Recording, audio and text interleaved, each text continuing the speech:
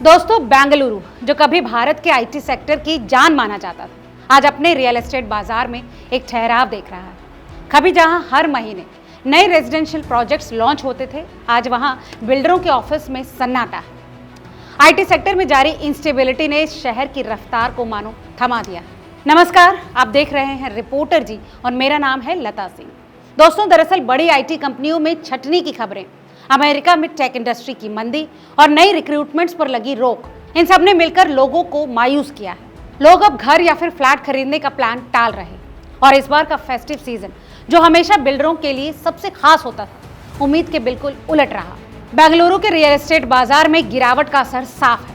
Real estate experts के मुताबिक पिछले 2 महीनों में घर खरीदने वालों की इंक्वायरीज करीब 20 से 25% तक कम हुई है। आमतौर पर दशहरा और दिवाली जैसे त्योहारों के दौरान यहाँ सेल बढ़ जाती है, लेकिन इस बार हालात उल्टे हैं।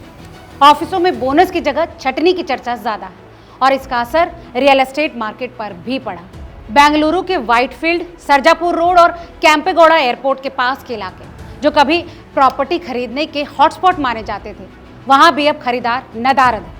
ये इलाके हमेशा आईटी प्रोफेशनल्स की पहली पसंद रहे, क्योंकि यहाँ कनेक्टिविटी और इंफ्रास्ट्रक्चर काफी बेहतर है। लेकिन अब यहाँ भी प्रोजेक्ट्स लॉन्च तो हो रहे हैं, लेकिन खरीदार मिल नहीं रहे। दोस्तों, बेंगलुरु का रियल एस्टेट पूरी तरह से आईटी इंडस्ट्री पर टिका है। कंपनियों ने जैसे जैसे नई रिक्रूटमेंट्स रोक दी, वैसे ही नई बुकिंग्स भी रुक गई।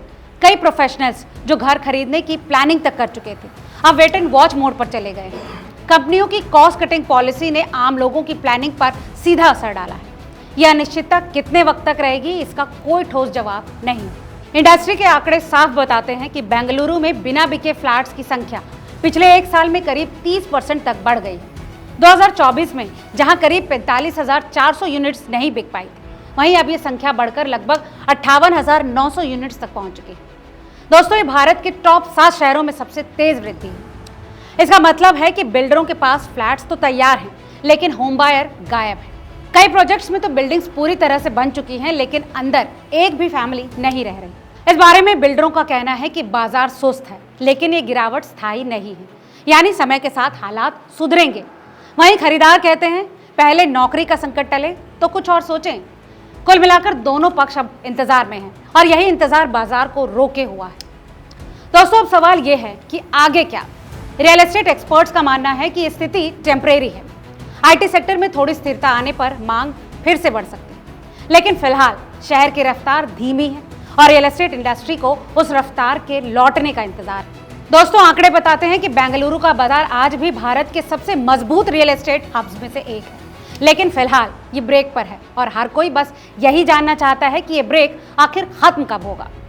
दोस्तों, इस विषय में आपकी क्या राय है, हमें कमेंट करके जरूर बताएं और रियल एस्टेट से जुड़ी ऐसी तमाम और खबरों के लिए देखते रहिए रिपोर्टर जी। बहुत बहुत शुक्रिया।